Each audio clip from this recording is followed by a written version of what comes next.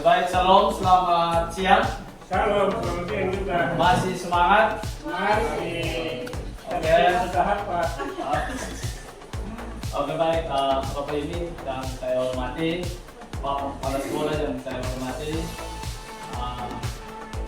Bapak Ibu Guru dari SD, SMPD, dan rekan-rekan guru pegawai SMP Saka PDB yang sudah meluangkan waktu dan kesempatan bersama dengan saya. Calon guru penggerak angkatan 9 dari SMP Negeri Saka PDB akan melakukan pengibasan atau berbagi praktik baik tentang budaya positif pada modul ya 1.4 ya. Oke.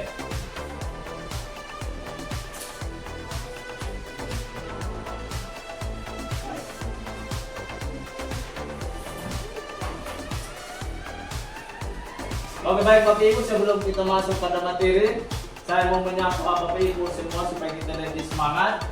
Saya akan menyampaikan ketika saya bilang SD, SMP Negeri Saka PDB luar biasa, jadi kita semua akan menjawab luar biasa. Bisa Bapak Ibu? Bisa. Oke. SD, SMP Negeri Saka PDB luar biasa. Oke, tepuk tangan dulu untuk kita semua. Jadi baik Bapak Ibu, kita masuk pada materi yaitu modul 1.4 budaya positif. Yang pertama, apa itu budaya positif? Terasa dari Bapak Ibu ada yang bisa menyampaikan apa itu budaya positif?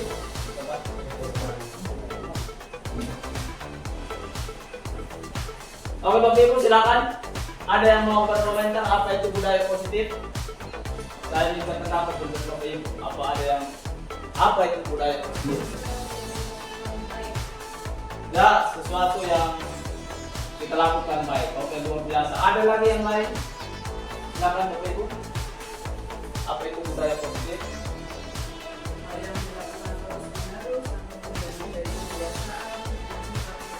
Oke, luar biasa. Terima kasih Bu Fani. Oke Bu Guru, silakan lanjut.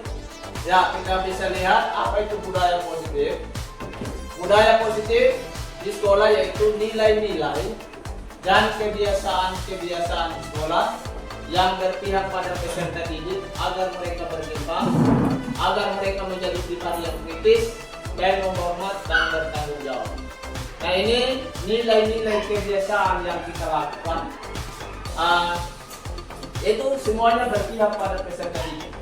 Nah, kadang-kadang kita dalam kehidupan kita, ketika kita berproses di sekolah ini, kadang-kadang kita bukan lagi berpihak pada murid, tetapi kita berusaha bagaimana memenuhi kebutuhan kita atau kemauan kita Bapak Ibu. Jadi pada saat ini mudah-mudahan dengan kita memahami apa itu budaya positif, mungkin ada sesuatu hal yang baik barangkali untuk kita sekalian. Ya, sekarang kita masuk pada perubahan paradigma. Perubahan paradigma ini untuk membangun budaya yang positif, sekolah perlu menyediakan lingkungan yang positif pula, aman dan nyaman agar murid-murid mampu berpikir, bertindak dan mencipta dengan merdeka, mandiri dan bertanggung jawab. Lazimnya disiplin dikaitkan dengan kontrol. Dalam hal ini kontrol guru dalam menghadapi murid. Nah, di sini kadang-kadang kalau kita berpikir tentang disiplin, yang terlintas dalam pikiran kita itu adalah kalau seseorang melanggar disiplin pasti ada sanksi, ada hukuman. Nah, seperti itu. Nah, bisa saja kita masuk pada perubahan paradigma atau perubahan gaya berpikir kita, sehingga kita bisa menghadapi murid ini ya apa yang mereka butuhkan. Nah, kita masuk pada kegiatan kepalan tangan. Mungkin kita sudah sering mendengar kalau anak kecil, kalau kita memberikan dia gula-gula, terus kalau kita minta gula-gula itu, apakah dengan cara merayunya, membujuknya atau memaksanya kalau si anak itu dia tidak ingin memberikan gula-gula itu kepada kita yang meminta, dengan cara apapun dia tidak akan memberikan gula-gula. Nah, begitu juga dengan kehidupan kita. Kadang-kadang seperti yang bisa dilihat ya, siapa yang bisa membuka tangan anak itu? Apakah orang lain atau dari diri? Menurut Bapak itu bukan? Anak itu sendiri ya. Atau kalau kita memaksa, dia bisa memberikan atau tidak? Bisa tapi dia menangis. Ya? Bisa tapi dia menangis. Ya, bisa dia memberikan, tapi dia menangis karena dia tidak mau memberikan gula-gula itu kepada kita. Nah itu. Jadi dari kegiatan kepalan tangan itu ketika kita memegang erat suatu yang berharga bagi kita, dari luar ingin membuka kepalan tangan itu tidak akan kita lepas karena kita punya milik yang berharga itu. Nah di sini kita akan berpikir bagaimana caranya supaya kepalan tangan itu bisa terbuka. Nah, seperti yang disampaikan oleh Bu Armi tadi, bahwa kepalan tangan itu bukan kekuatan dari luar, tapi itu adalah kekuatan dari diri sendiri. Tanpa dipaksa pun atau tanpa didorong, pasti dengan sendirinya kalau dia mau memberi, pasti dia membuka kepalan tangan itu. Nah seperti itu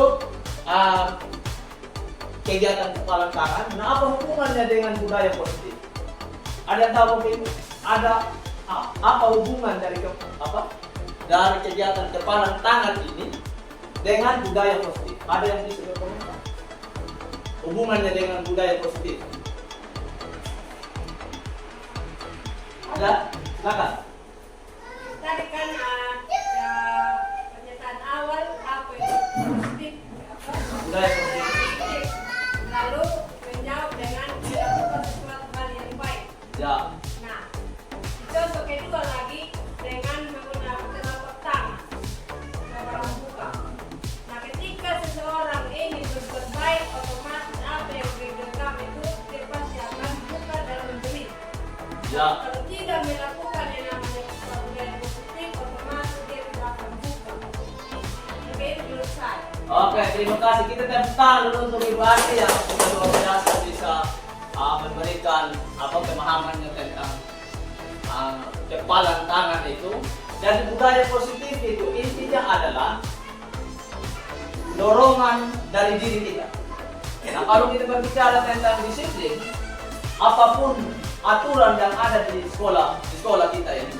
Contoh,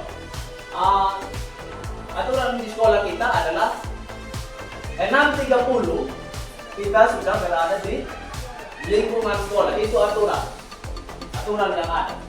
Nah, kadang-kadang kita sebagai bapak ibu guru, kadang-kadang kita itu termotivasi bisa saja karena kita takut sama bapak kepala sekolah, karena dorongan dari luar, atau bisa saja dorongannya adalah kita datang tepat waktu untuk mendapatkan penghargaan.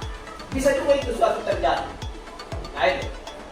Jadi kalau kita melihat dari kegiatan kepalan tangan itu, kalau kita kaitkan dengan budaya positif, itu harus ada dari diri kita sendiri.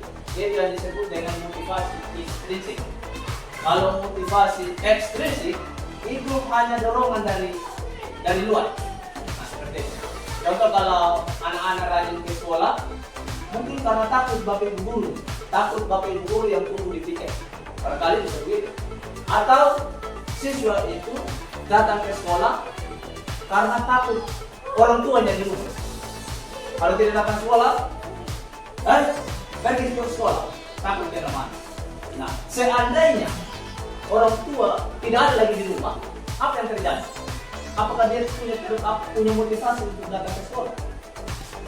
Yang pasti, Bapak, Mama tidak ada, basic. Nah, seperti itu. Jadi itu itu tentang kegiatan kepalan tangan. Nah ini. Jadi dari kegiatan tadi kepalan tangan, kita sendiri yang memegang kontrol atas kepalan tangan kita. Apakah kita membuka atau menutup kepalan tangan kita itu bergantung pada diri kita masing-masing sesuai dengan kebutuhan dasar kita. Jadi kalau saya ulangi lagi seperti yang saya sudah yang kita sudah sama-sama kita tahu bahwa kalau kita mau melakukan sesuatu, kalau memang dari diri kita sendiri, karena kita butuh, karena itu merupakan satu kebutuhan bagi kita, pasti kita lakukan. Tetapi karena kalau dorongan dari orang lain, paksaan, biar bagaimana tidak akan terjadi. Salah satu contoh kalau misalnya anak-anak kita paksa datang sekolah, harus datang tepat waktu, tapi mereka tidak paham kenapa harus datang tepat waktu. Nah ini, jadi kalau mereka tidak paham kenapa harus datang tepat waktu, mereka hanya mengikuti saja. Oh pagi 6.30 datang. Jam 2 pulang. Mereka hanya tahu itu saja. Terus menerus. Nah, seperti itu jadi yang bisa mengontrol kepala dan kita adalah kita sendiri. Bisa dan bisa. Nah, kita lihat menurut Ki Hajar Dewantara bahwa tujuan pendidikan itu menuntun segala kodrat yang ada pada anak-anak agar mereka dapat mencapai keselamatan dan kebahagiaan yang setinggi-tingginya baik sebagai manusia maupun sebagai anggota masyarakat.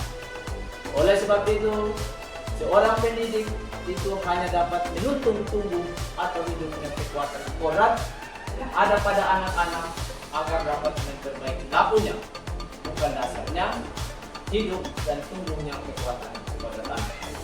Ini adalah suatu pemikiran dari Bapak tokoh pendidikan Ki Hajar Dewantara ini, bahwa kita sebagai guru ini hanya sebagai penuntun. Kita hanya menuntun segala kodrat yang ada pada anak-anak. Beliau menyampaikan bahwa murid-murid kita itu semacam kertas, bukan kertas kosong, tapi dia adalah kertas yang sudah punya tulisan. Tapi tulisannya itu belum jelas, masih samar-samar. Nah seperti itu. Bukan kertas kosong, siswa itu bukan kertas kosong, datang kita tapi guru langsung menulis kertas itu, mengisinya. Bukan seperti itu pemikiran dari Ki Hajar Dewantara. Tapi dia, anak itu adalah seorang kertas yang sudah tulisannya sudah ada, tapi dia masih samar-samar. Nah, tugas kita adalah bagaimana kita menebalkan tulisan yang sudah ada itu. Nah, itu. Jadi, kodratnya sudah ada, kekuatan kodrat yang ada pada anak itu sudah ada. Nah, kita hanya bagaimana menuntun anak itu sesuai dengan kodrat. Nah, kodratnya ada dua. Ada kodrat alam dan kodrat zaman. Nah, ada dua. Jadi kalau kodrat alam yang disesuaikan dengan lingkungan di mana ia ada. Kalau kodrat zaman yang disesuaikan dengan perkembangan zaman. Contoh, kalau kita yang lahir di tahun 80-an dengan proses perkembangan pada saat itu sangat berbeda dengan sekarang ini. Terasa begitu? Berbeda. Jadi kalau kita mengajari anak-anak zaman sekarang, terus kita menggunakan pola yang lama, yang digunakan pada tahun 80-an, apa yang terjadi waktu itu? Coba kita berpikir, apa yang terjadi kalau seandainya di zaman kita sekolah dulu, kita sekarang kan sudah umur berapa ya? Mau mendekati 40. Ada juga bapak ibu yang mungkin umurnya sudah lewat dari 40. Nah, ketika kita berpikir sejenak bahwa pembelajaran zaman dulu yang kita dapatkan waktu SD, terus kita terapkan hari ini, apa yang terjadi waktu itu? Ya. Nah, dalam pemikiran Ki Hajar Dewantara juga dia menyampaikan bahwa ada pendidikan di zaman kolonial, yaitu zaman penjajahan.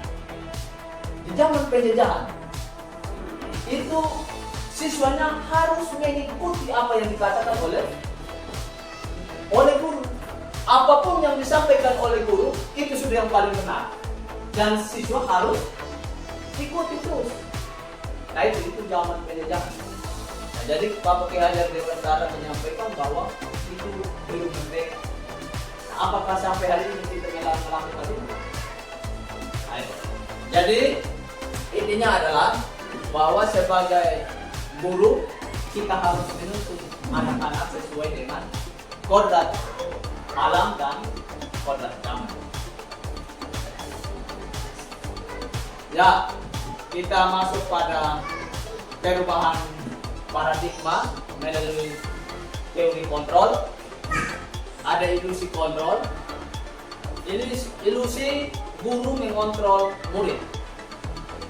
Pada dasarnya kita tidak dapat memaksa murid untuk berbuat sesuatu jikalau murid tersebut memilih untuk tidak melakukannya. Walaupun tampaknya guru sedang mengontrol perilaku murid, hal demikian terjadi karena murid sedang mengizinkan dirinya dikontrol. Saat itu, bentuk kontrol guru menjadi kebutuhan dasar yang dipilih murid tersebut. Teori kontrol menyatakan bahwa semua perilaku memiliki tujuan, bahkan terhadap perilaku yang tidak sesuai. Jadi, di sini kita bisa melihatnya bahwa kalau kita mengontrol murid, ya apa yang kita sampaikan itu ya siswa harus mengikuti.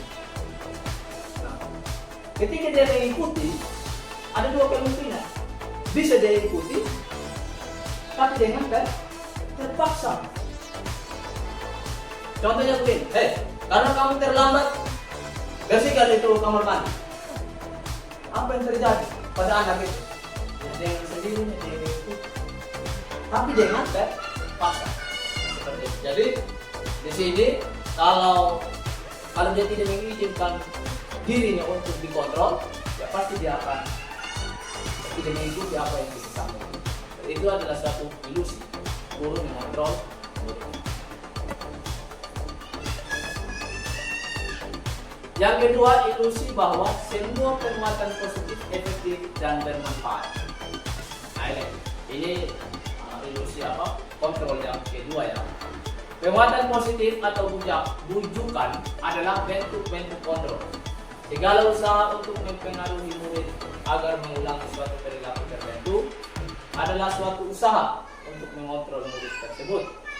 Dalam jangka waktu tertentu, kemungkinan murid tersebut akan menyadari dan mencoba untuk menolak bujukan kita, atau bisa jadi murid tersebut menjadi tergantung pada pendapat sang guru. Nah, kita kadang-kadang kalau ada siswa yang melakukan kesalahan, kita coba membujuknya dengan kata-kata positif, kata-kata motivasi. Kadang-kadang kita bujuk melakukan dalam proses ini kita nah, di situ ya jangka waktu tertentu dia bisa menyadari, dia akan mencoba. Tapi ketika dia terus melihat itu, ya mungkin dia hanya mendengarkan apa yang disampaikan oleh guru itu saja. Nah, seperti itu. Jadi itu adalah ilusi bahwa semua penguatan positif efektif dan bermanfaat. Yang ketiga, ilusi bahwa kritik dan membuat orang merasa bersalah dapat menguatkan karakter. Menggunakan kritik dan rasa bersalah untuk mengontrol murid menuju pada identitas gagal. Mereka belajar untuk merasa buruk tentang diri mereka. Mereka mengembangkan dialog diri yang negatif. Kadang-kala sulit bagi guru untuk mengidentifikasi bahwa mereka sedang melakukan perilaku ini, karena seringkali sulit untuk menggunakan suara halus untuk menyampaikan pesan negatif. Nah, dari ilusi ini bahwa kadang-kadang kita mengkritik siswa, kadang-kadang kita bilang mengkritik itu adalah suatu hal yang membangun. Nah, itu suatu hal yang membangun dan membuat orang bersalah. Kalau kita kritik seseorang, pasti suatu saat dia punya karakter bisa kuat. Nah, seperti itu. Tetapi di sini disampaikan bahwa ketika kita melakukan hal tersebut, membuat mereka merasa buruk tentang diri mereka. Nah, itu tentang ilusi bahwa kritik dan membuat mereka merasa bersalah. Yang berikut, ilusi bahwa orang dewasa memiliki hak untuk memaksa. Nah, kita sebagai orang dewasa, kalau kita berhadapan dengan anak didik kita, kalau di sekolah, ketika kita mengatakan lakukan itu, dalam pikiran kita bahwa guru ketika memerintah kepada siswa dan siswa harus wajib melakukan. Nah, itu yang ada dalam pikiran kita. Karena segala sesuatu itu seolah guru itu adalah yang harus diikuti, seperti itu. Jadi di sini banyak orang dewasa yang percaya bahwa mereka memiliki tanggung jawab untuk membuat murid-murid berbuat hal-hal tertentu. Apapun yang dilakukan dapat diterima, selama ada sebuah kemajuan berdasarkan sebuah pengukuran kinerja. Pada saat itu pula orang dewasa akan menyadari bahwa perilaku memaksa tidak akan efektif untuk jangka waktu panjang dan sebuah hubungan permusuhan akan terbentuk. Jadi ini Bapak Ibu, saya punya pengalaman. Saya juga berusaha mencoba mengikuti pola pengajaran guru-guru dulu. Jadi saya teringat itu ketika saya mulai masuk di SMP Saka Kehembe pada tahun 2012. Saya itu berusaha melakukan hukuman-hukuman itu kepada siswa. Seperti itu. Kalau misalnya mereka terlambat atau tidak melakukan apa yang sudah disampaikan oleh guru, saya memberikan hukuman. Hukumannya apa? Berlutut, jalan dengan lutut dari pinggir gedung ini sampai ke sana. Itu dilakukan. Kenapa bisa terjadi seperti itu? Karena ini bahwa kita merasa bahwa ketika kita sebagai seorang dewasa, ketika kita katakan kepada siswa dan siswa harus ini. Tetapi Bapak Ibu Guru perlu kita sadari bahwa ketika kita melakukan suatu hukuman kepada anak-anak kita, yang pasti anak-anak itu dia akan menjadi. Ketika dia lihat kita, pasti dia tahu ini guru ini. Ya pasti Bapak Ibu punya pengalaman ketika kita sekolah dulu. Nah, apa yang ada dalam hati dan pikiran kita saat ini tentang guru itu yang sering memberikan hukuman? Apakah dia melihat bahwa guru itu baik? Kalau bukan dia, ya pasti saya bilang apakah itu? Atau dia bilang, guru itu sangat kejam dia dulu sampai kita itu karena dalam pikiran kita sebagai suatu ilusi bahwa orang dewasa memiliki hak untuk memahami. Kita paksa anak untuk ikuti kemauan kita. Jadi mudah-mudahan hanya ilusi saja. Mudah-mudahan itu sebagai ilusi. Mudah-mudahan itu tidak fakta. Oke Bapak Ibu, dari beberapa ilusi ini, mari kita coba berpikir apakah itu karena kita lakukan atau tidak, apakah itu suatu kenyataan atau tidak. Ketika kita merenungkan saja.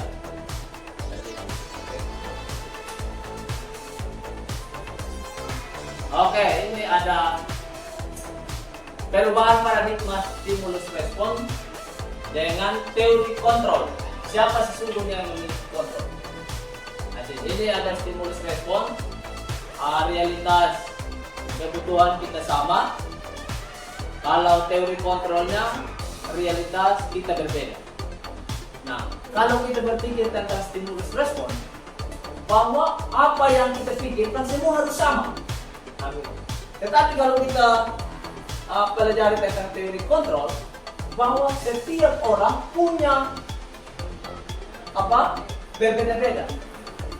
Kenyataan hidupnya berbeda-beda. Kebutuhan itu berbeda-beda. Contoh, hari ini bisa saja ada orang yang suka menyanyi pada jam saat kita berdiri, saat sudah ngantuk-ngantuk ada yang suka menyanyi, atau bisa dengarkan musik, atau bercerita, atau tidur. Kan berbeda-beda. Nah itu, jadi teori kontrolnya adalah, nah mungkin kalau kenyataannya seperti ini kita harus sadari bahwa tidak semua manusia itu sama.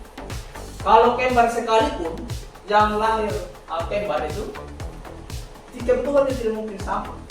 Apalagi yang berbeda. Seperti itu teori kontrol. Selanjutnya, semua orang melihat hal yang sama. Setiap orang memiliki gambaran yang berbeda. Itu ada perbedaan. Lanjut, kita mencoba mengubah orang agar berpandangan sama dengan kita. Teori kontrol, kita berusaha memahami pandangan orang lain tentang dunia. Nah ini. Jadi ada perbedaan antara stimulus respon dengan teori kontrol. Itu sangat berbeda. Berikut, perilaku buruk dilihat sebagai suatu kesalahan. Semua perilaku memiliki tujuan. Nah ini Bapak Ibu, kalau kita lihat, kalau di kelas itu kadang-kadang ada anak yang sukanya cerewet begitu. Kita ada di depan kelas tapi siswa ini kok ngomong terus saja gitu. Nah di sini kita bisa lihat, kalau kita ikuti stimulus respon, pasti kita bilang anak ini melakukan kesalahan. Pasti kita bilang begitu. Tetapi kalau kita lihat bahwa dari di teori kontrol, semua perilaku memiliki tujuan. Kita bisa lihat, ini anak ini kenapa dia bisa begitu? Tujuannya apa? Nah dari situ kita bisa paham. Yang berikut, orang lain bisa mengontrol saya. Yang teori kontrol, hanya Anda yang bisa mengontrol diri Anda. Contoh, itu tadi yang saya bilang satu aturan dalam satu keluarga atau dalam satu komunitas atau instansi. Kita bilang kalau misalnya disampaikan oleh kepala keluarga, orang tua, ayah, jangan lakukan ini. Dari semua tinggal mengikuti. Itu dalam keluarga. Tapi kalau dalam instansi atau organisasi, kalau dikatakan oleh kepala, ikut, lakukan ini, semua lakukan. Padahal sebenarnya yang bisa mengontrol diri kita itu, ya kita sendiri. Kalau kita tidak mau melakukan itu, biar dia ngomong ulang dengan cara apapun, ya kan? Yang pasti tidak bekerja. Oke. Yang berikut, saya bisa mengontrol orang lain. Anda tidak bisa mengontrol orang lain. Nah, ini kalau di sekolah kan, yang bisa mengontrol anak-anak itu adalah kita Bapak Ibu. Siswa tidak bisa mengontrol. Padahal sesungguhnya siswa juga bisa mengontrol diri. Dari mana mereka bisa mengontrol diri? Apabila mereka punya pemahaman. Kita memahami, memberikan pemahaman. Ya. Yang berikut, pemaksaan ada pada saat bujukan gagal. Yang berikut, kolaborasi dan konsensus menciptakan pilihan baru. Jadi kalau ada satu kolaborasi, ada satu kerjasama yang baik, pasti akan menciptakan hal-hal baru. Seperti itu. Nah, kita sudah berbicara dari bicara panjang tentang disiplin, budaya positif, dan disiplin, bahkan teori kontrol, stimulus respon. Nah, menurut Bapak Ibu, apa makna disiplin sesungguhnya? Ada orang yang bisa kita sudah bicara banyak tentang disiplin. Apa maknanya? Anda bisa berkomentar. Oke Bapak Ibu, saya menyapa dulu satu kali supaya kita semangat. SD, SMP Negeri Satap Kahibit. Luar biasa. Oh, belum semangat. Oke. Oke, satu kali lagi. SD, SMP Negeri Satap Kahibit. Luar biasa. Luar biasa. Oke, masih luar biasa, masih semangat. Semangat? Oke. Baik Bapak Ibu, kita lanjut. Apa makna disiplin? Oke, makna disiplin. Disiplin itu berasal dari bahasa Latin, disiplina, yang artinya belajar. Makna asal dari kata ini berkonotasi dengan disiplin diri dari murid-murid Sokrates dan Plato. Disiplin diri dapat membuat seseorang menggali potensinya menuju kepada sebuah tujuan, sesuatu yang dihargai dan bermakna. Memiliki disiplin diri berarti mereka bisa bertanggung jawab terhadap apa yang dilakukannya, karena mereka mendasarkan tindakan mereka pada nilai-nilai kebajikan universal. Namun dalam budaya kita, makna kata disiplin telah berubah menjadi sesuatu yang dilakukan seseorang pada orang lain untuk mendapatkan kepatuhan. Itu betul. Jadi dalam budaya kita selama ini, ya yang terjadi adalah ketika kita melakukan suatu disiplin, itu yang kita harapkan adalah supaya orang patuh pada aturan yang kita buat. Berikut kecenderungan umum adalah menghubungkan kata disiplin dengan ketidaknyamanan, bukan dengan apa yang kita hargai atau pencapaian suatu tujuan. Oke Bapak Ibu, saya mau bertanya kepada Bapak Ibu, kenapa ketika kita berbicara tentang disiplin, kok ada ketidaknyamanan? Ada yang bisa terkata. Kenapa kita merasa ketidaknyamanan? Ya, karena berkaitan tentang hukuman. Kalau kita ngomong disiplin, pasti ada hukuman, pasti ada konsekuensi, pasti ada sanksi. Nah seperti itu ya. Jadi itu kecenderungan umum, itu secara umum. Disiplin adalah kemampuan memerintah diri sendiri dalam mengontrol dan menguasai diri untuk memilih tindakan yang mengacu pada nilai-nilai yang kita hargai dan penuh tanggung jawab tanpa diperintah orang lain. Nah ini suatu pengertian dari disiplin. Jadi kalau kita melakukan disiplin, kita datang di sekolah tepat waktu misalnya, itu karena memang ada dari diri kita sendiri. Jadi misalnya bapak kepala sekolah tidak ada, kita tetap datang sekolah lebih awal. Begitu juga siswa datang pagi bukan karena takut gurunya di sekolah, tetapi karena mereka punya kemauan dari diri mereka sendiri bahwa datang tepat waktu itu adalah motivasi dari diri mereka. Bukan untuk mendapat pujian dari wali kelas atau mendapat suatu sertifikat yang dikatakan luar biasa, bukan itu, tetapi mengacu pada kemampuan memerintah diri. Ya, kita juga bapak guru ya, kalau saya secara pribadi, kalau pagi saya tidak bangun pagi, dari diri saya tidak mau bangun pagi, pasti saya tidak bangun pagi. Walaupun orang ketok-ketok pintu juga saya tidak akan ketok pintu kalau dari diri saya tidak mau bangun pagi.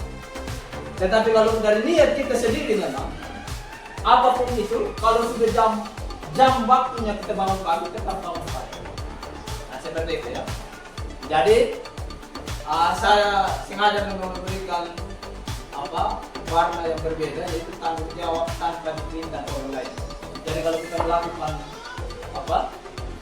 tanggung jawab itu bukan karena diperintah, tapi karena memang kita dari diri kita itu melakukan, karena sesuai dengan nilai-nilai yang kita pahami.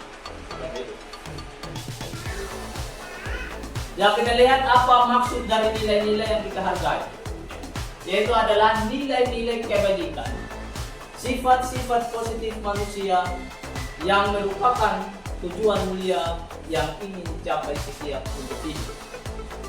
Nah, nilai-nilai kebajikan bagi kita di Indonesia ini, nilai-nilai kebajikan yang bisa diterima oleh semua pihak, baik yang berbeda agama, berbeda suku, berbeda ras, apapun itu.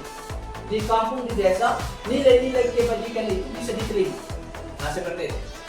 Nah, kalau kita di Indonesia ini dikenal dengan nilai-nilai profil pelajar Pancasila. Nah, apa itu nilai-nilai yang kita kenal di Indonesia profil pelajar Pancasila?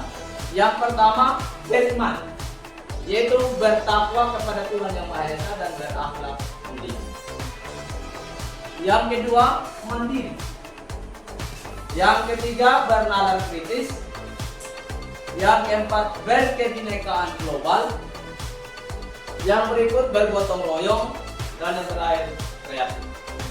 Jadi itu Bapak Ibu yang merupakan nilai-nilai kebajikan yang bisa diterima di seluruh Indonesia, karena walaupun kita berbeda-beda tempat, berbeda suku, berbeda agama, tetapi nilai-nilai ini diterima secara universal.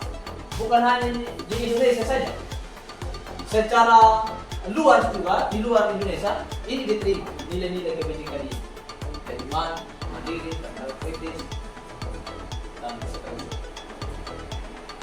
Oke, mari kita lihat teori motivasi perilaku manusia. Untuk menghindari ketidaknyamanan atau hukuman, apa yang akan terjadi apabila saya tidak melakukannya? Nah ini kalau kita berbicara tentang disiplin tadi, jadi kalau sesuatu yang kita merasa tidak nyaman, pasti ada motivasi dari luar. Oh kalau gitu saya lakukan ini supaya saya tidak dapat ini. Itu adalah motivasi eksternal. Yang berikut, untuk mendapat imbalan dari orang lain, institusi, apa yang akan saya dapatkan apabila saya melakukan. Contoh, kalau saya melakukan rajin misalnya, atau melengkapi administrasi di sekolah itu supaya apa? Pasti supaya nanti dipuji oleh teman-teman saja, atau supaya diberikan saya apresiasi dan pembinaan, atau dari teman-teman. Nah, bisa saja itu adalah motivasi eksternal, itu dari luar.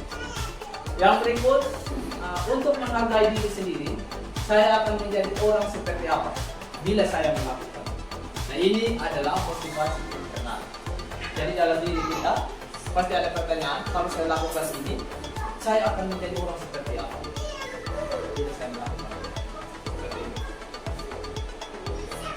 Nah, jadi ada kebutuhan dasar manusia.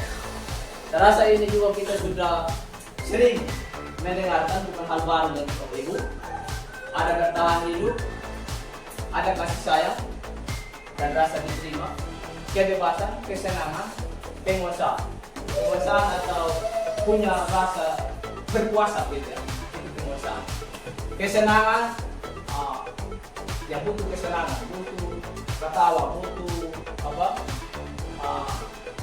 yang membuat diri supaya rasa senang. Sayang, butuh perhatian, diterima.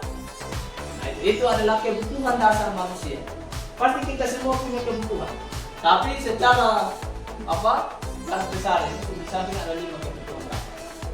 Nah, dalam menghadapi siswa, di sini ketika kita belajar tentang 5 dasar ini, kalau siswa libur pada saat jam pelajaran kita jam terakhir, kita harus tahu kebutuhan dasar apa yang sedang ia butuh. Nah, ini. Jangan sampai kita tahu, apa kita tidak tahu, akhirnya kita melakukan hal-hal yang kita berikan sanksi, kita berikan hukuman, seperti itu. Nah, contohnya begini Bapak Ibu. Saya mau kasih ilustrasi begini. Si Farel ini pada jam pendidikan kewarganegaraan, dia sedang berada di kantin. Nah, dia asik ngobrol dengan teman-temannya dengan canda tawa bercerita tentang film yang mereka nonton tadi malam. Akhirnya dia lambat masuk di kelas. Kita bisa simak sama-sama. Nah, ketika dia masuk di kelas, ternyata jam PKN itu sudah lewat setengah jam. Menurut Bapak Ibu, kebutuhan dasar apa yang dibutuhkan oleh Farel pada saat ini? Kebutuhan dasar apa? Ya? Kebutuhan apa? Ketika dia di kantin, dia asik ngobrol dengan teman-temannya, akhirnya lupa. Bertani itu. Ya? Bertani. Bertahan hidup. Oke. Dari Bapak kepala sekolah bilang bertahan hidup. Ada yang lain? Kesenangan. Oke. Ada lagi? Kebebasan. Ya. Apa lagi? Ya, Bu Guru. Obat kan? Ya. Apa lagi? Ya, di situ ada kebebasan. Di situ ada kesenangan, ya toh? Ada bertahan hidup. Ya. Bisa juga kekuasaan. Bisa juga tidak mau diatur, ya toh? Tapi bisa juga itu hal itu terjadi. Nah, disinilah Bapak Ibu, ketika kita memahami kebutuhan dasar ini, ketika kita berhadapan dengan siswa kita, nah di situ kita akan coba meramunya. Tidak kita langsung, kau terlambat dari tadi begini, dan lain sebagainya. Tapi kita tanya dulu, kenapa kamu lambat, ya kan? Nah seperti itu. Ketika kita tahu kebutuhan dasar itu, nah disitulah kita sebagai guru punya peran. Seperti itu. Jadi saya rasa itu yang berkaitan tentang kebutuhan dasar manusia, karena kita semua manusia punya kebutuhan yang sama. Kalau salah satu lagi, saya berikan contoh satu lagi. Kalau di kelas pada jam terakhir, ini sudah jam 1. Ketika kita ngajar, ternyata ada siswa yang tiduran di situ. Menurut Bapak Ibu itu kebutuhan dasar apa yang dibutuhkan oleh seorang siswa itu? Ya? Ketika dia tidur. Bertahan hidup. Oke. Ya. Kasih sayang bisa terjadi. Jadi itulah yang terjadi kita sebagai guru ini ya seperti itu. Kalau kita pahami tentang kebutuhan dasar siswa, disitulah bagaimana caranya supaya kita mengetahui kebutuhan dasar setiap anak sendiri.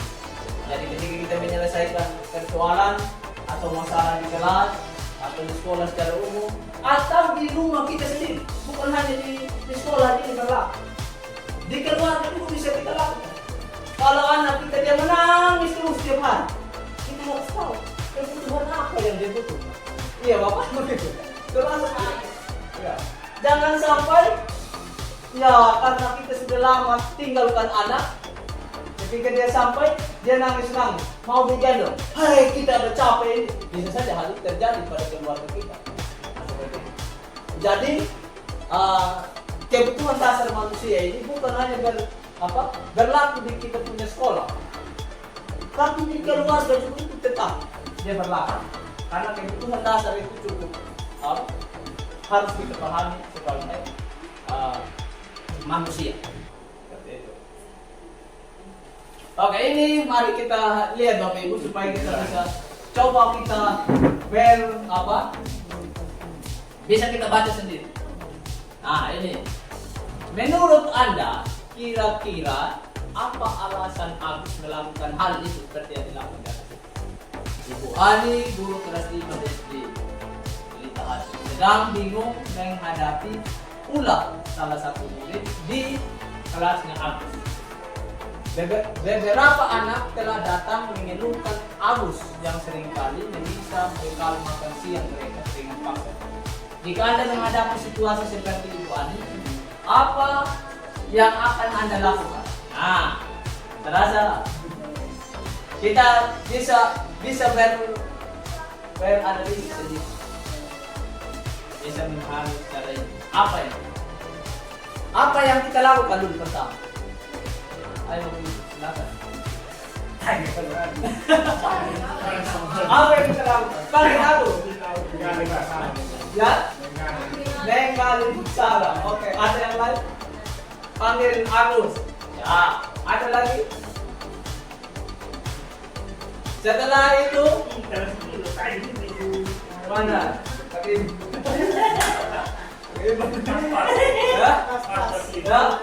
Ya. Pasti ada yang salah ini. Ya. Hanya aku dulu. Apa yang akan Anda lakukan? Menurut Anda kira-kira apa alasan Agus melakukan hal tersebut? Apa alasan? Ya? Ya, Agus itu ratus. Bisa. Hal itu terjadi. Ya? Butuh kasih sayang atau butuh perhatian? Boleh. Kepuasan. Oke. Nah, ini kita bisa lihat. Dalam konteks penerapan disiplin positif,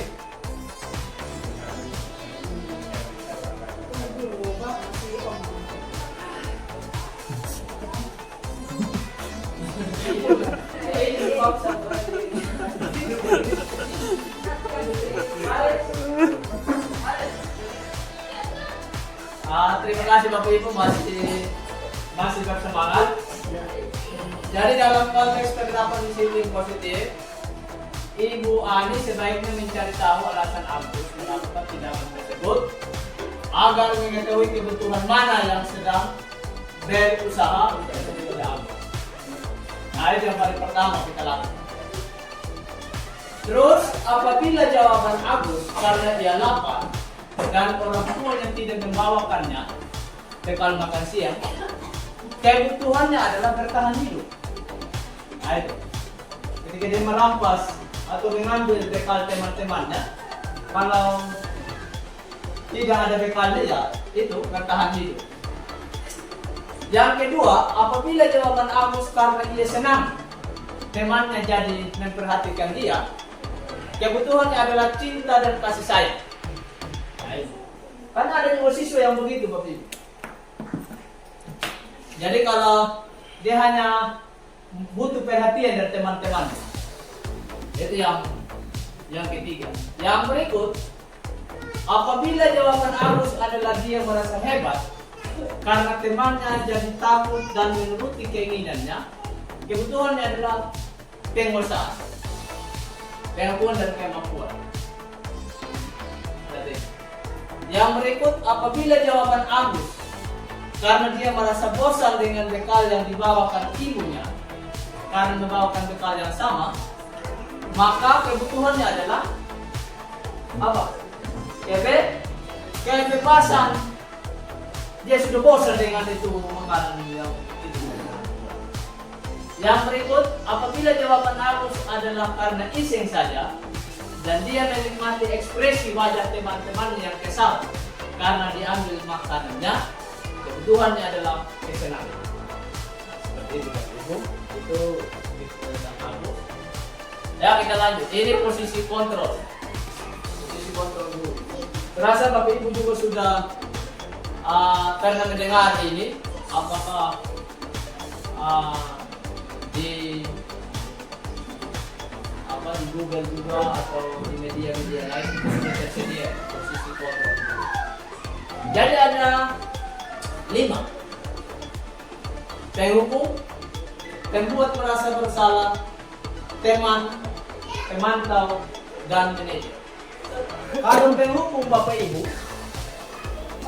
guru itu dia selalu bentak anak-anak. Hei, kau!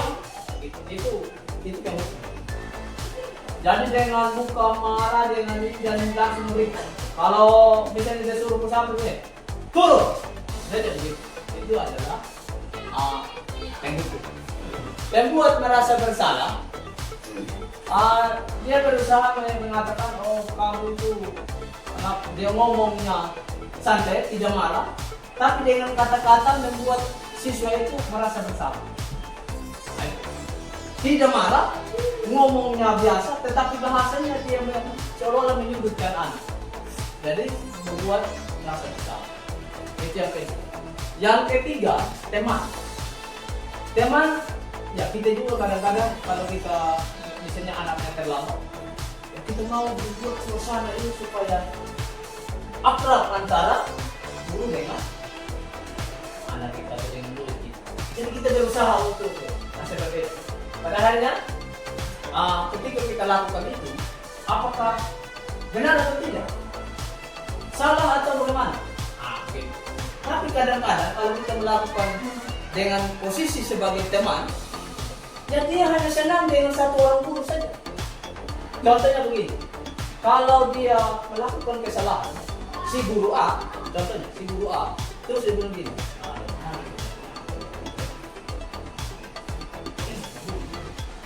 tapi dia hanya senang dengan satu orang guru itu saja. Guru yang lain berbeda lagi. Nah, seperti itu. Itu resikonya kalau kita kontrol guru itu sebagai teman. Kalau pemantau, seperti apa pemantau? Pemantau ini, dia sudah tahu tata tertibnya seperti apa. Datang tepat waktu, konsekuensinya ini. Jadi ketika dia datang, hei kamu tahu jam masuk itu jam berapa?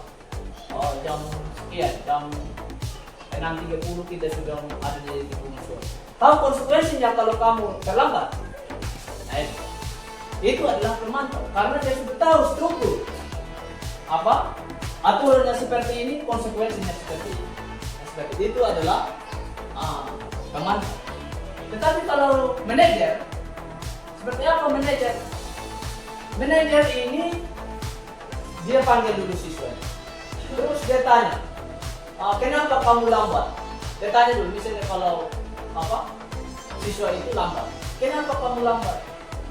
Oh, saya begini-begini. Misalnya saya rusak motor di jalan. Oh, rusak motor. Kenapa bisa motornya rusak? Dia omong, gali dulu itu. Kita tanya dulu. Nah, kita di mewakili guru kan sering terlambat. Kita bisa memberikan penguatan kepada anak itu. Bisa begini, oh, Pak Guru juga dulu sering terlambat. Atau selama ini juga Pak Guru sering terlambat. Akhirnya apa? Dari kalimat-kalimat yang kita sampaikan itu, ya siswa dia tidak merasa bahwa dia yang salah. Tapi kita memberikan dia suatu istilahnya menstabilkan identitas bahwa oh kalau begitu kamu juga sebutkan. Hari ini kita bukan mencari siapa yang salah, tapi bagaimana caranya supaya menyelesaikan keterlambatan hari ini tidak terulang nanti besok. Jadi siswa tersendiri, oh iya kamu hari ini saya terlambat. Nah, kalau gitu besok kamu mau terlambat lagi, tidak betul. Kamu mau terlambat terus, pasti dia bilang tidak. Kita harus tanya, kenapa kau tidak mau terlambat? Ya pasti dia ada alasan. Seperti itu adalah manajer. Jadi ini ya, jadi ini ada seorang penghukum bisa menggunakan hukuman fisik maupun verbal, hardik, nunjuk-nunjuk. Nah ada kalimat-kalimat yang sering digunakan oleh guru-guru. Yang pertama, patuhi aturan saya atau awas kamu. Itu sering itu penghukum. Kamu selalu saja salah. Pasti selalu yang terakhir. Jadi kita selalu begitu ya. Nah, hasilnya apa? Ini ada hasil. Kemungkinan murid marah dan mendendam atau bersikap agresif. Jadi kalau kita sering menghukum anak-anak, pasti mereka akan marah. Memang mereka tidak marah di depan kita begini. Tapi ketika mereka pulang di rumah, mereka bercerita, guru ini, dia sering begini, dan pada anak dia mendendam.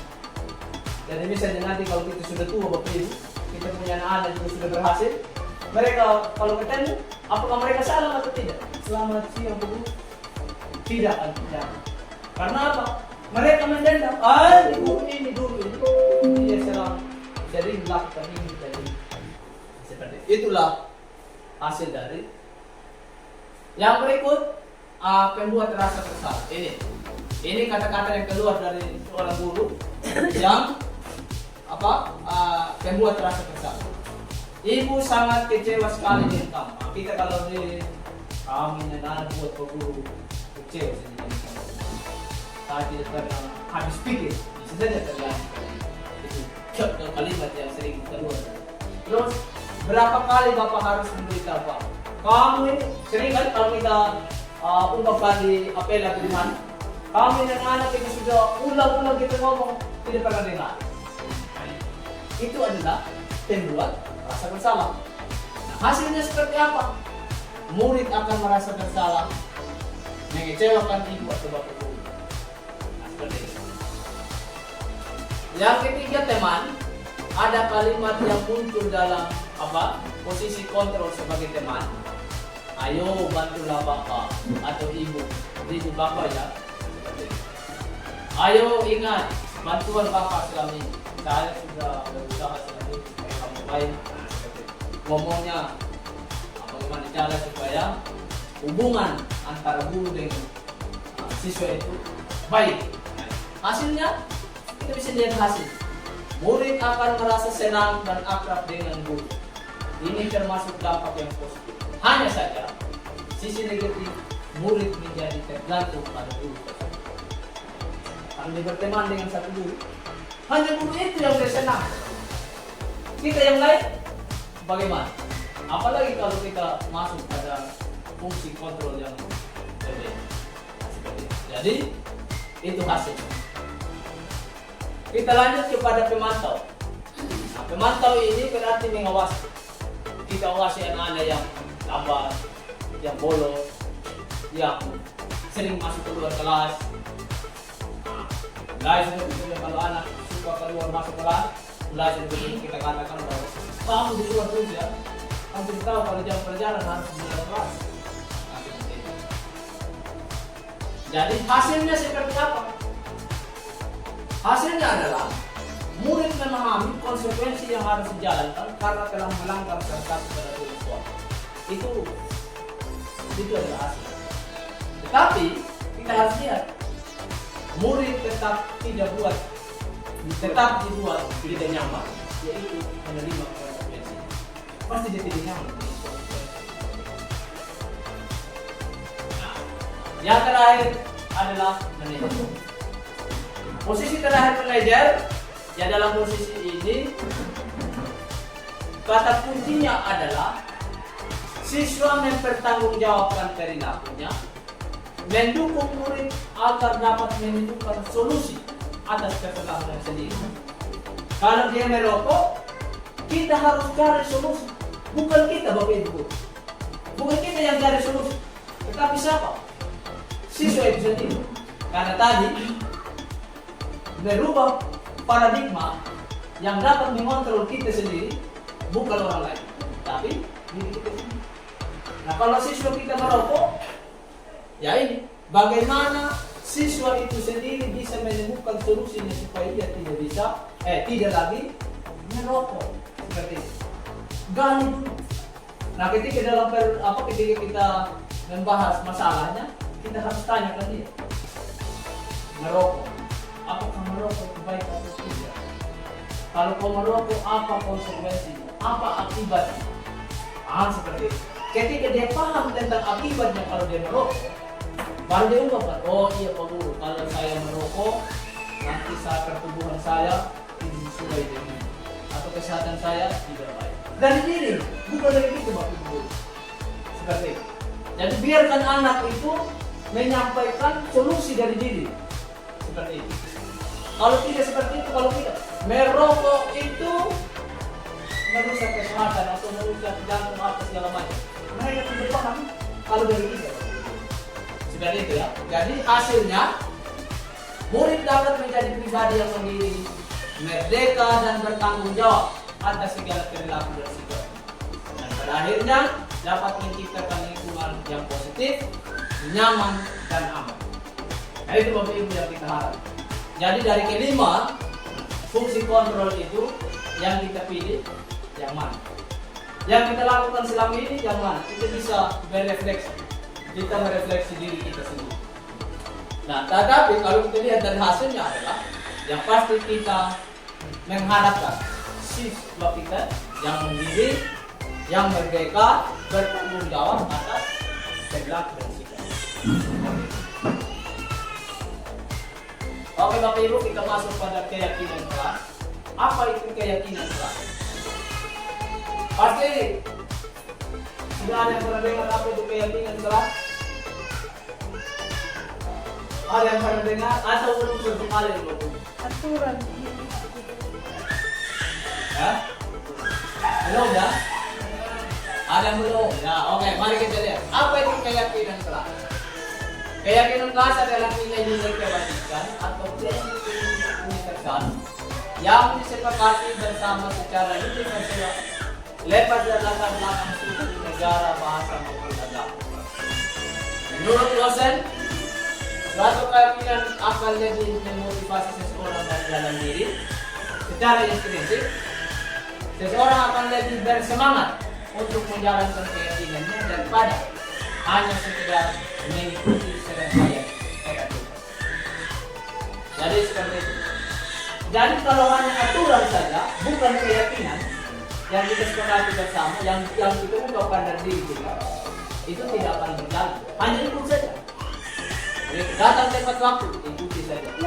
Tapi tidak tahu dari nilai apa yang ada dari keyakinan. Seperti itu Bapak Ibu. Nah, di sini bagaimana kita membentuk keyakinan kelas? Bagaimana cara pembentukan keyakinan kelas? Jadi di sini kalau keyakinan kelas itu seperti apa? Mulai sudah ditentukan. Apakah sama dengan aturan? Atau seperti apa?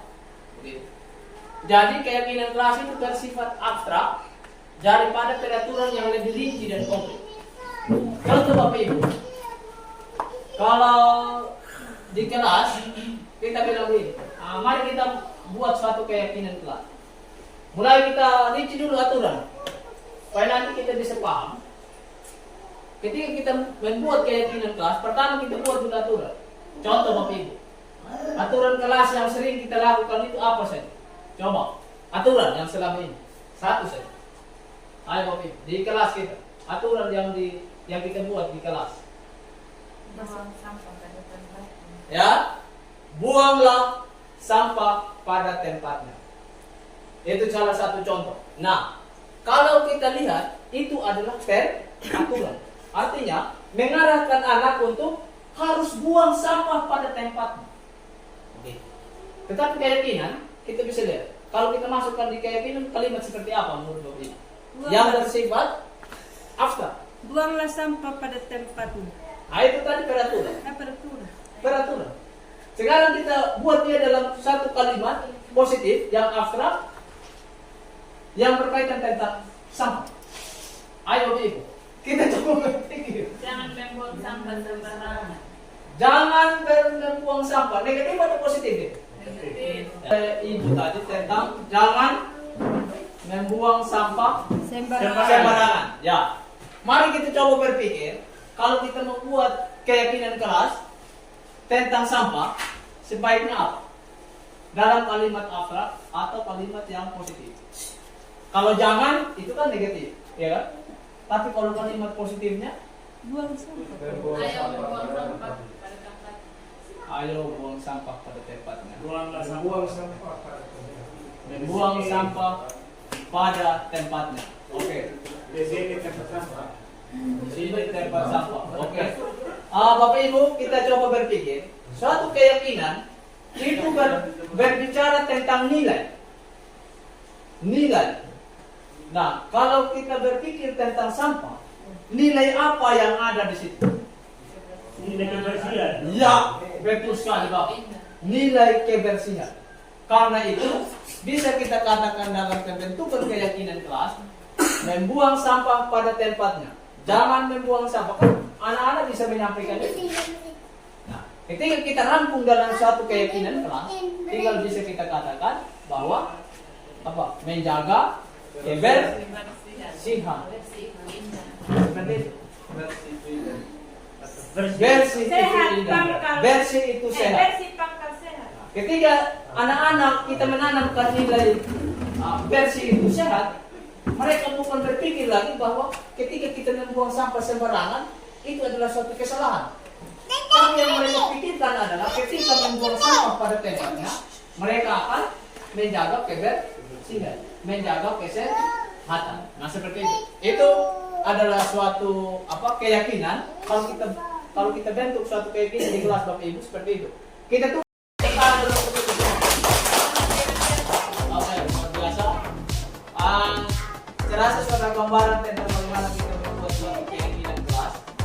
Tetapi Bapak Ibu, perlu kita lihat, ketika kita membuat suatu aturan, apakah bisa terlihat, bisa terdengar, atau dia bisa melakukan atau tidak? Contohnya begini, sopan santun. Kalimat sopan santun. Supaya terdengar, apa yang kita lakukan? Kalau anak itu sopan, ya, yang bisa kita dengar. Ayo. Tadi kan kita sopan santun. Kalau dia terdengar seperti apa? Supaya itu anak itu kita dengar baru dia sholat. Fair? Itu ya, itu jadi akan kan? Ya. Jadi kalau kita dengar, kita dari ini kita bisa dengar. Jadi si Bapak, terima kasih. Nah, itu adalah suatu hal yang kita bisa dengar. Kalau prakteknya dia bisa dengar, apalagi terlihat, bukan hanya sekedar kita bilang pinjam buku, tapi buat pinjam buku. Ketika dia pinjam buku, itu dengar. Apakah ketika dia mengembalikannya, dia apakah itu terima atau tidak? Jadi harus terdengar dan perilaku itu harus dilakukan. Itu dari kita buat satu kreatif. Oke, itu sudah ada beberapa nilai kebajikan. Bisa kita lihat seperti itu. Itu contoh ya. Peraturan di sana ini 50.000. Keyakinan keras atau nilai kebajikan yang tinggi. Ya.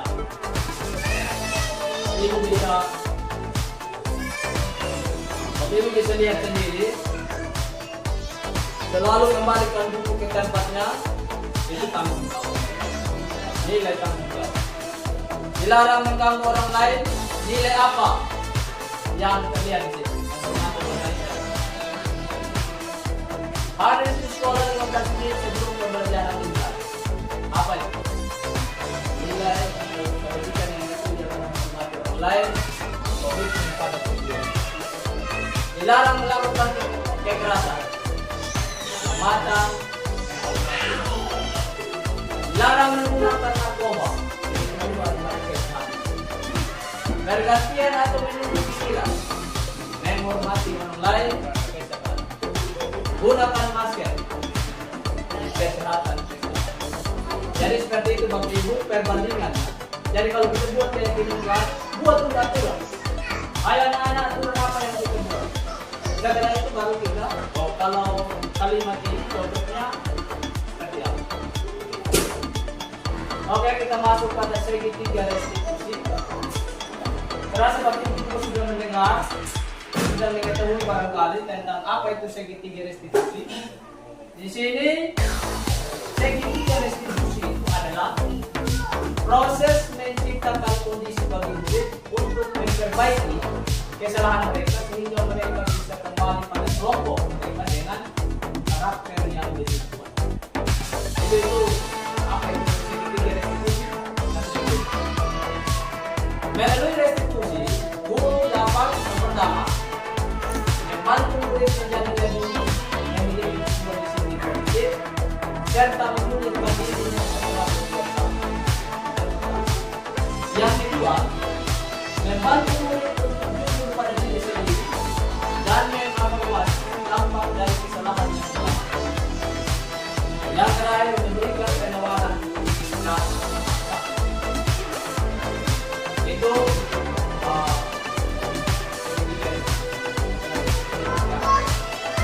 mari kita lihat dari segitiga restitusi ini. Yang paling pertama adalah menstabilkan identitas, validasi tindakan yang salah, menanyakan keyakinan. Jadi ketika kita menyelesaikan suatu masalah anak, yang pasti yang pertama kita lakukan adalah kita harus tanya diri. Kamu tentu punya alasan kenapa kamu lakukan. Kita harus tanya. Misalnya anak yang lambat atau anak malas datang sekolah, harus kita sampaikan kepada anak-anak bahwa pasti punya. Sehingga mereka bisa menyampaikan alasan mereka kenapa tidak sekolah. Terus yang berikut mengenai adakah cara yang lebih efektif untuk mendapatkan apa yang yang berikut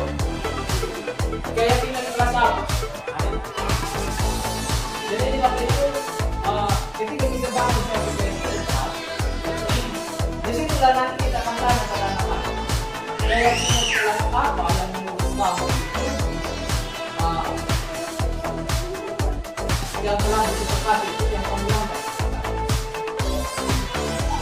Jika mereka bisa, oh ini perlu kalau misalnya saya sendiri itu kasih kembalikan apa ya? Pasti ini. Jadi itu.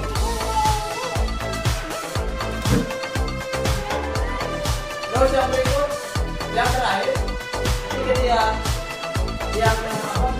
Tahu kalau kita apa yang dia yang sudah disepakati. Padahal yang dia lakukan. Kita harus katakan kepada anak tersebut, kamu ingin menjadi orang seperti apa nanti kamu sudah apa? Berubah. Jadi kalau dia rajin, jadi kamu rajin kamu menjadi orang seperti apa? Sehingga kita menanyakan keyakinan.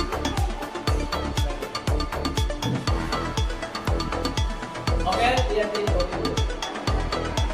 Jadi kalau kita mau menstabilkan itu ada beberapa pertanyaan.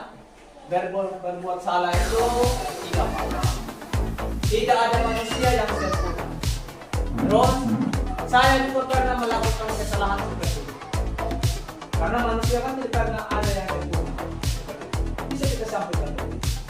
Terus yang berikut kita bisa menyelesaikan ini. Jadi kita harus sampaikan kepada anak-anak bahwa masalah ini pasti ada solusi. Jadi kita juga tidak tertarik mencari siapa yang salah, tapi ingin mencari solusi dari permasalahan ini. Terus kamu berhak merasa seperti itu. Apakah kamu sedang menjadi terbaik di sini? Itu untuk menjelaskan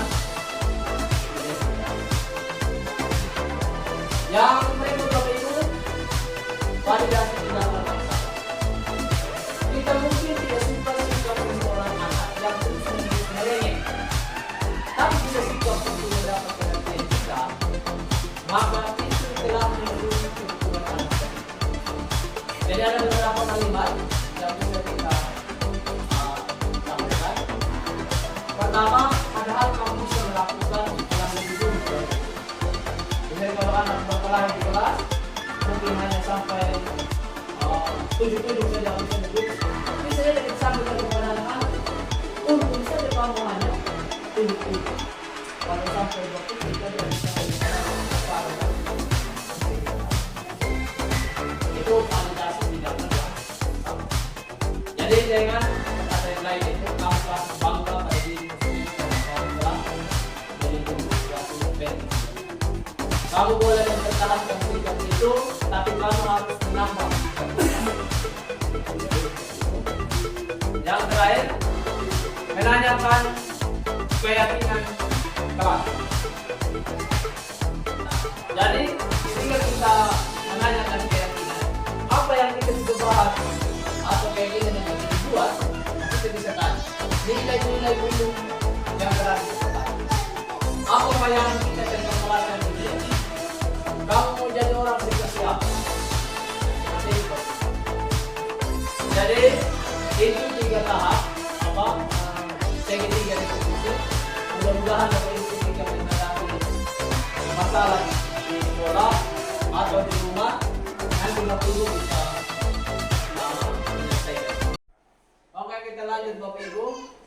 Saya mau menyapa Bapak Ibu apakah punya semangat atau tidak? Masih semangat. Oke, tepuk tangan dulu untuk itu semua.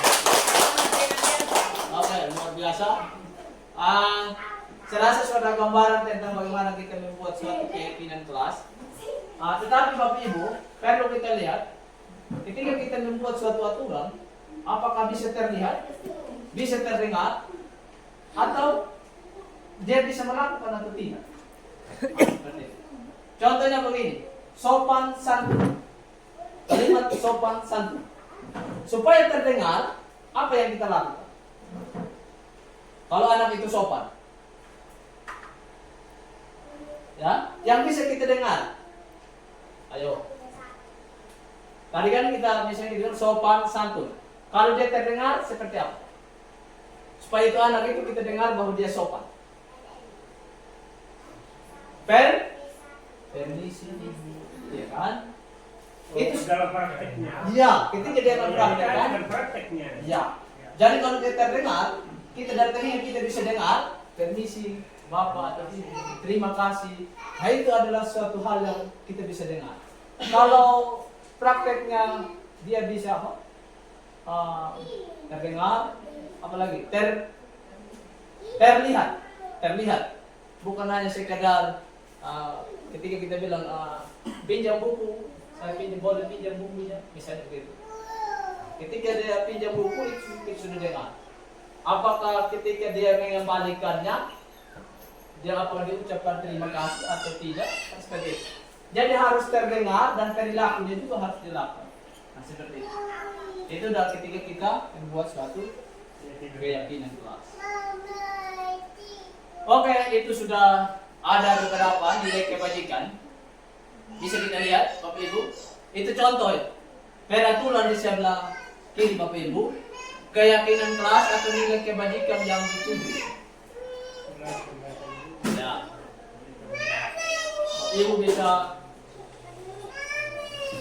Bapak Ibu bisa lihat sendiri. Selalu kembalikan buku ke tempatnya. Itu tanggung jawab. Nilai tanggung jawab. Dilarang mengganggu orang lain.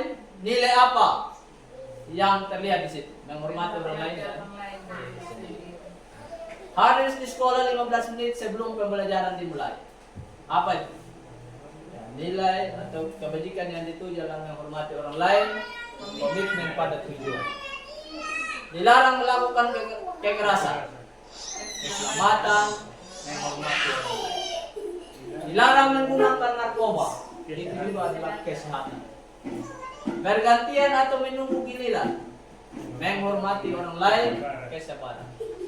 Gunakan masker, kesehatan, keselamatan. Jadi seperti itu Bapak Ibu perbandingannya. Jadi kalau kita buat keyakinan kelas, buat dulu aturan. Ayo anak-anak aturan apa yang kita buat. Setelah itu baru kita, kalau kalimat ini cocoknya seperti apa. Oke, kita masuk pada segitiga restitusi. Terasa Bapak Ibu juga sudah mendengar, sudah mengetahui barangkali tentang apa itu segitiga restitusi. Di sini segitiga restitusi itu adalah proses menciptakan kondisi bagi murid untuk memperbaiki kesalahan mereka sehingga mereka bisa kembali pada kelompok mereka dengan karakter yang lebih kuat. Itu apa itu segitiga restitusi? Nah seperti itu. Melalui restitusi, guru dapat yang pertama membantu murid menjadi lebih memiliki tujuan disiplin positif serta memulihkan dirinya setelah berbuat salah. Itu yang pertama. Yang kedua, membantu murid untuk jujur pada diri sendiri dan mengevaluasi dampak dari kesalahan yang dilakukan. Yang terakhir, memberikan penawaran dan paksaan. Nah, seperti itu. Itu segitiga restitusi. Oke lanjut. Ya. Mari Bapak Ibu kita lihat dari segitiga restitusi ini. Yang paling pertama adalah menstabilkan identitas, validasi tindakan yang salah, menanyakan keyakinan. Jadi ketika kita menyelesaikan suatu permasalahan pada anak, yang pasti yang pertama kita lakukan adalah kita harus tanya begini, kamu tentu punya alasan mengapa kamu lakukan itu. Kita harus tanya. Kalau misalnya anak terlambat atau anak malas datang sekolah, harus kita sampaikan kepada anak-anak bahwa pasti punya alasan. Sehingga mereka bisa menyampaikan alasan mereka kenapa tidak datang sekolah atau kenapa sering terlambat. Terus yang berikut mengenai adakah cara yang lebih efektif untuk mendapatkan apa yang kamu butuhkan. Yang berikut keyakinan kelas apa? Nah ini. Jadi ini Bapak Ibu, ketika kita bangun suatu keyakinan kelas, disitulah nanti kita akan tanya pada anak-anak, keyakinan kelas apa yang menurut kamu itu yang telah disepakati itu yang kamu langgar pada saat itu.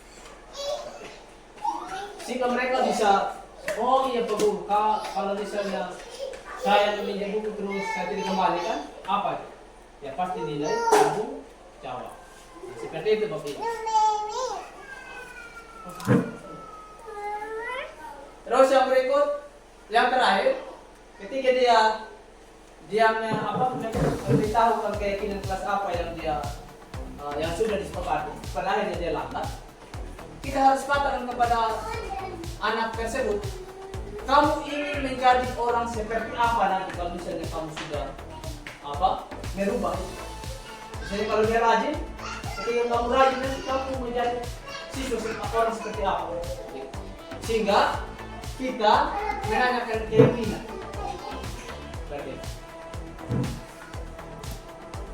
Oke, lihat ini Bapak Ibu. Jadi kalau kita mau menstabilkan identitasnya itu ada beberapa pertanyaan. Berbuat salah itu tidak apa-apa. Tidak ada manusia yang sempurna. Terus saya juga pernah melakukan kesalahan seperti ini. Karena manusia kan tidak pernah ada yang sempurna. Bisa kita sampaikan dulu. Terus yang berikut, kita bisa menyelesaikan ini. Jadi kita harus sampaikan kepada anak-anak bahwa masalah ini pasti ada solusi. Nah, seperti ini. Jadi begitu juga tidak tertarik mencari siapa yang salah, tapi ingin mencari solusi dari permasalahan ini. Terus kamu berhak merasa begitu. Apakah kamu sedang menjadi teman yang baik buat dirimu sendiri? Jadi seperti itu. Itu untuk menstabilkan identitas. Yang berikut Bapak Ibu, validasi tindakan yang salah. Kita mungkin tidak suka sikap seseorang anak yang terus-menerus merengek. Tapi bila sikap itu mendapat perhatian kita, maka itu telah memenuhi kebutuhan anak tersebut. Jadi ada beberapa kalimat yang bisa kita sampaikan. Pertama, padahal kamu bisa melakukan yang lebih buruk dari itu. Misalnya kalau anak berkelahi di kelas, mungkin hanya sampai tujuh saja misalnya gitu. Bisa saja kita sampaikan kepada anak-anak, untung saja kamu hanya tujuh. Kalau sampai 20 saja atau sampai berkelahi yang lebih parah kan, bisa kita tahu. Itu validasi tindakan yang salah. Jadi dengan kata-kata yang lain itu, kamu patut bangga pada dirimu sendiri karena kamu telah melindungi sesuatu yang penting. Kamu boleh mempertahankan sikap itu, tapi kamu harus menambah sikap itu. Seperti itu. Yang terakhir, menanyakan keyakinan kelas. Nah, jadi ketika kita menanyakan keyakinan, apa yang kita sudah bahas atau keyakinan yang sudah dibuat, tapi kita bisa tanya nilai-nilai umum yang telah disepakati. Apa bayangan kita tentang kelas yang ideal? Kamu mau jadi orang seperti apa? Nah, seperti itu Bapak. Jadi itu 3 tahap segitiga restitusi. Mudah-mudahan Bapak Ibu ketika menghadapi masalah di sekolah atau di rumah, nanti Bapak Ibu bisa menyelesaikan. Oke Bapak Ibu, saya dan rekan-rekan guru baik dari SD maupun dari SMP. Akhir kata saya mau menyampaikan atau menyapa Bapak Ibu sudah di kalimat saya, yaitu semangat dan luar biasa. Oke, SD, SMP, Satap, Kahimbi. Luar biasa. Terima kasih, saya kembalikan kepada saya ingin menanyakan 2 hal. Yang pertama berkaitan dengan penyelesaian masalah anak, dihubungkan dengan menggunakan segitiga restitusi atau dengan keyakinan kelas barangkali dengan aturan-aturan. Contoh kasus, ada satu anak perempuan, dia adalah kelas 7. Ketika seorang guru masuk mengajar dan menjelaskan materi pembelajaran, anaknya sepertinya kurang setuju apa yang disampaikan oleh guru dengan bahasa tubuh yang dikeluarkannya seperti sentak-sentak atau tidak peduli, tidak ambil pusing apa yang disampaikan oleh Bapak Ibu guru di depan kelas.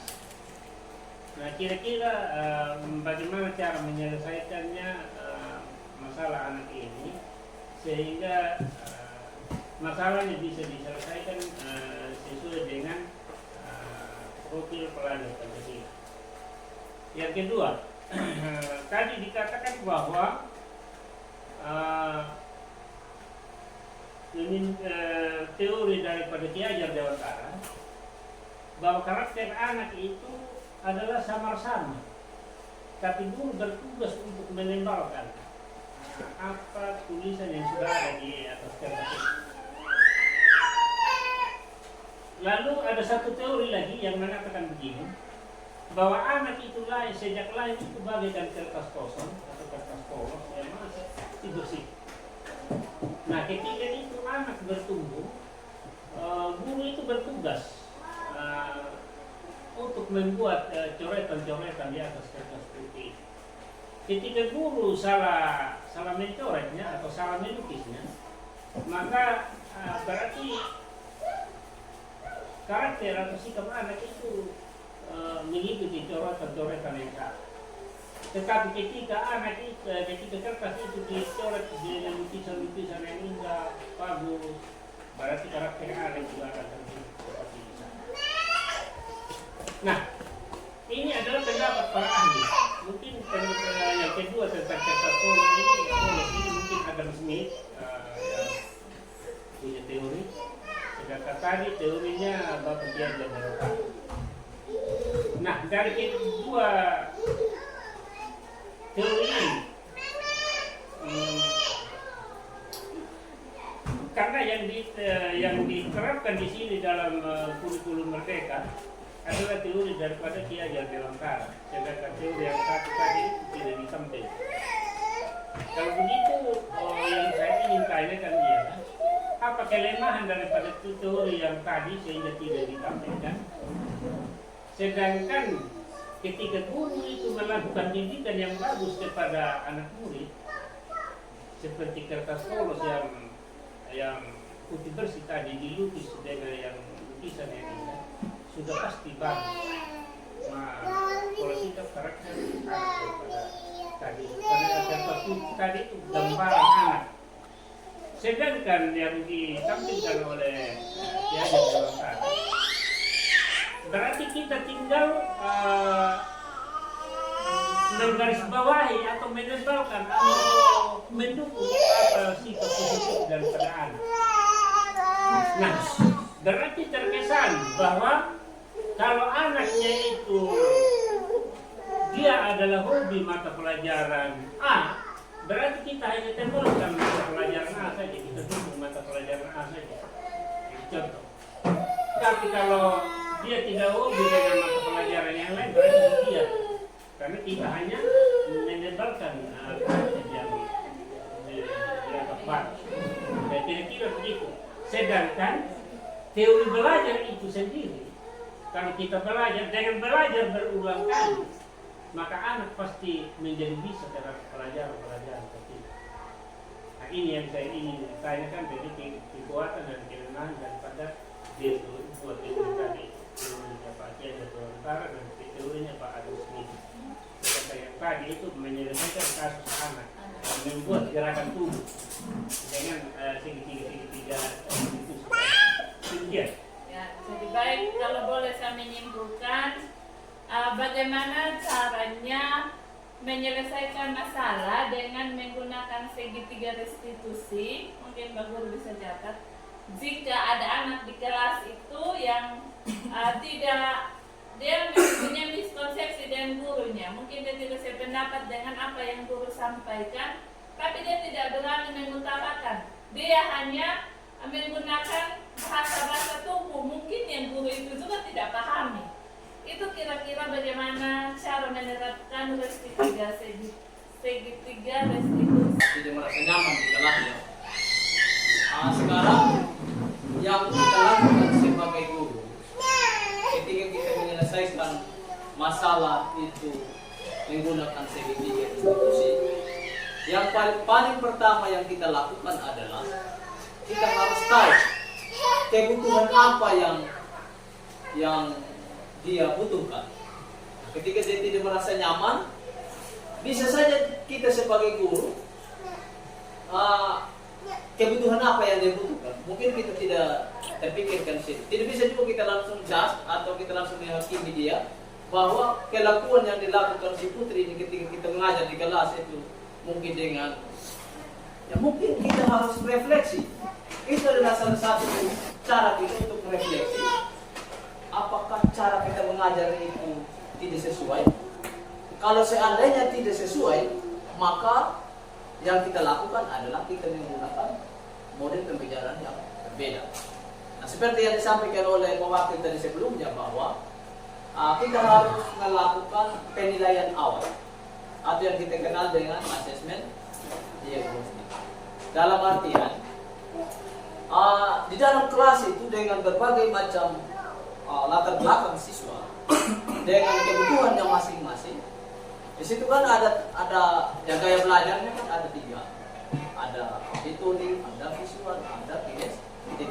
Dari ketiga ini, dari macam-macam siswa yang ada ini, dari awal pembelajaran sebelum kita melaksanakan proses pembelajaran di kelas, kita harus melakukan penilaian awal. Sehingga kita bisa kelompokkan anak ini sukanya gitu. Yang ini sukanya visual. Yang ini kinestetik. Sehingga ketika kita membuat metode pembelajaran di dalam kelas, ketiga-tiganya itu kita harus gunakan. Sehingga tidak terjadi seperti yang terjadi kasus yang dialami oleh Putri tadi. Bisa saja misalnya Bapak Ibu guru ketika mengajar hanya ceramah saja. Bisa saja seperti itu. Nah, ternyata ada siswa yang tidak suka ketika kita ceramah. Mungkin dengan musik, mungkin dengan melihat, mungkin dengan bergerak. Nah, seperti itu. Sehingga kasus yang dialami oleh Bapak Putri tadi, nah, tidak terjadi seperti itu. Nah, mungkin seperti itu Bapak pemahaman saya. Kalau untuk menyelesaikan kasus segitiga restitusi itu, kalau menurut saya Bapak, ketika ada persoalan di dalam kelas seperti itu, yang pertama kita tanyakan anak, kenapa kamu bisa lakukan itu? Apakah kamu tidak suka dengan gaya belajar? Pasti dia bilang, jangan lagi dia bilang, kau tadi kita mengajar di kelas kau tidak dia. Itu anak itu tidak akan memberikan penjelasan. Tapi kalau kita bilang misalnya Putri, tadi di kelas Pak Guru lihat kamu kok tidak respon atau kamu sibuk dengan kenapa bisa lakukan begitu? Nah, pasti dia jawab. Yang penting kita dengan rasa perasaan yang ini juga ketika kita tanya. Ketika dia bilang, Pak Guru, tadi Pak Guru mengajar itu saya tidak suka dengan ceramah Pak Guru, saya mengantuk atau saya apa? Kalau dia bilang saya mengantuk atau apa, kenapa kamu mengantuk? Harus tanya terus dia. Ketika kita tahu apa kebutuhannya, nah itu bisa kita, kalau begitu, lain kali, kalau memang misalnya mengantuk karena tidak tidur semalam, tapi kalau dia bilang mengantuk karena cara mengajarnya Pak Guru yang ceramah, ya kita yang koreksi diri begitu, yang refleksi diri, sehingga kita bisa merubah. Kalau saya Pak Guru maunya begini, pasti seperti itu.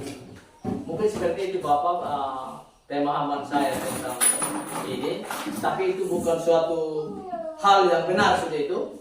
Tetapi mari kita berkolaborasi bersama-sama. Mungkin pemahaman kita tentang segitiga restitusi itu mulai dari validasi apa pertama? Validasi tindakan yang salah, menstabilkan identitas, validasi tindakan yang salah, dan menanyakan keyakinan kelas. Saya rasa semuanya itu kita bisa paham bersama. Kita berkolaborasi untuk bisa menyelesaikan masalah-masalah yang kita hadapi di siswa tersebut. Mungkin seperti itu Bapak, pertanyaan yang pertama saya kembali. Ya, yang kedua, karena tadi Pak Ot masih angkat, saya langsung Iya. Mas. Ya. Ada perbedaan pendapat antara Adam Smith dengan Ki Hajar Dewantara. Dulu Adam Smith bilang begini, kertas itu ibarat kertas kosong. Anak lahir Anak lahir itu ibarat kertas kosong atau siswa itu ibarat kertas kosong. Nah, bagaimana guru mampu menggambar kertas kosong itu atau mampu mencoret kertas kosong itu supaya dia mempunyai sesuatu yang bisa dihasilkan begitu. Nah sekarang tadi kita dengar bahwa KHD bilang begini bahwa anak itu bukan kertas kosong atau tabula rasa yang kita pahami. Jadi anak itu sudah ada dasarnya atau sudah ada lakunya. Tinggal bagaimana guru itu menebalkan apa yang menjadi laku daripada anak itu sehingga apa yang menjadi dasarnya dia ke depannya bisa diikuti. Kira-kira ada perbedaan pendapat ini, bagaimana pendapatnya Pak Guru? Ya. Oke baik, terima kasih Bapak Ibu. Kalau pemahaman saya tentang Adam Smith dan Ki Hajar Dewantara memang berbeda, sangat berbeda Pak. Kenapa saya bilang sangat berbeda? Pemahaman Adam Smith yang disampaikan oleh Bapak tadi bahwa siswa itu adalah kertas kosong dan kita lah guru yang akan mencoretnya, mengisinya, seperti itu. Atau kita ibaratkan siswa itu adalah botol yang kosong dan kita guru akan mengisinya, menuangkan air sampai penuh. Nah seperti itu. Tetapi kalau Ki Hajar Dewantara, dia berpendapat bahwa siswa sesungguhnya ketika dia lahir dari kodratnya, baik itu kodrat alam maupun kodrat zamannya, dia sudah ada karakternya sesungguhnya. Kekuatannya sudah ada, yaitu dalam bentuk tulisan. Kertas itu yang kosong sudah ada tulisan. Hanya saja tulisannya itu belum tebal. Nah tugas kita guru, nah bukan menyuapi atau menuangkan sesuatu ke siswa itu untuk dia ikuti, tetapi kita hanya menuntun supaya dia melakukan sesuai dengan kodrat dan zaman. Dalam artian misalnya kalau tulisan tingkah lakunya, tinggal kita hanya menguatkan, menebalkan tulisan itu. Nah seperti itu Pak. Jadi tetapi sesungguhnya bahwa Ki Hajar Dewantara ini memberikan kesempatan kepada kita Bapak Guru untuk memberikan kesempatan kepada anak supaya mereka merdeka, merdeka dalam artian tidak bukan tuntutan ikuti kita, tetapi kita menuntun mereka. Begitu. Begitu Bapak pemahaman saya. Jadi memang teori ini sangat berbeda. Nah oleh karena itu dengan adanya perbedaan itu, karena Ki Hajar Dewantara ini berpikir di masa kolonial Belanda, ketika mengajarkan anak, tujuannya adalah mengajarkan anak-anak supaya ikuti aturan mainnya yang sudah dibuat. Nah, seperti itu. Contoh, ketika mereka belajar, kalau dulu kan ketika menulis indah harus ikuti yang sudah dilakukan, kan begitu?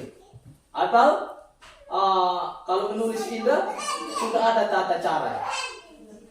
Kalau misalnya tak salah sedikit pasti masalah, atau itu tidak lulus. Nah seperti itu. Tapi kalau sekarang Bapak menulis itu biarkan dia menulis sesuai keinginan, minat dan bakat, seperti itu. Jadi supaya kita bisa merdeka, supaya mencapai suatu kebahagiaan yang setinggi-tinggi, Seperti itu yang disampaikan oleh Pak Ki Hajar Dewantara, bahwa yang kita capai adalah bagaimana siswa itu mencapai suatu kebahagiaan yang setinggi-tinggi. Dia berbahagia ketika dia mengikuti pembelajaran, dia berbahagia. Nah, seperti itu Pak, mengenai pemikiran Ki Hajar Dewantara. Mungkin itu pemahaman saya ya. Mungkin dari ibu ada juga barangkali bisa ya menambah, atau bapak ibu yang lain, kan kita punya pemahaman yang sama. Mungkin itu bapak pemahaman saya tentang itu. Mudah-mudahan dengan filosofi pemikiran Ki Hajar Dewantara ini memberikan kesempatan seluas-luasnya kepada kita bapak ibu guru untuk merdeka. Ketika kita mengajar bapak ibu, tidak kita hanya ikuti polanya si A, polanya si B. Tidak, kita merdeka. Salah satu contoh dalam kurikulum merdeka, Pak. Ketika kita melakukan pembelajaran di kelas, ini kan suatu tantangan bagi kita. Kalau orang tidak bisa membaca, baru ada anak yang bisa membaca. Terus kita kasih soal. Nah, di sini seperti biasanya, kalau anak yang tidak bisa menulis, pasti kita bilang, oh ini salah. Ternyata ada anak yang bisa menjawab satu pertanyaan dengan berbicara saja, tanpa bisa menulis. Itu diakui, itu kan merdeka. Yang penting dia paham tentang konsep itu. Nah seperti itu. Jadi, ya dengan pemikiran Ki Hajar Dewantara ini seluas-luasnya mengajarkan, memberi ruang seluas-luasnya kepada siswa. Dan yang paling utama adalah bukan lagi berpusat pada guru, tapi kita berpusat pada siswa, berpusat pada murid. Bukan lagi kita adalah senternya, kita adalah sumber utama, kita memberikan informasi kepada siswa, tidak lagi. Tetapi bagaimana siswa yang mendapatkan informasi, kita hanya menjadi penyusun atau motivator.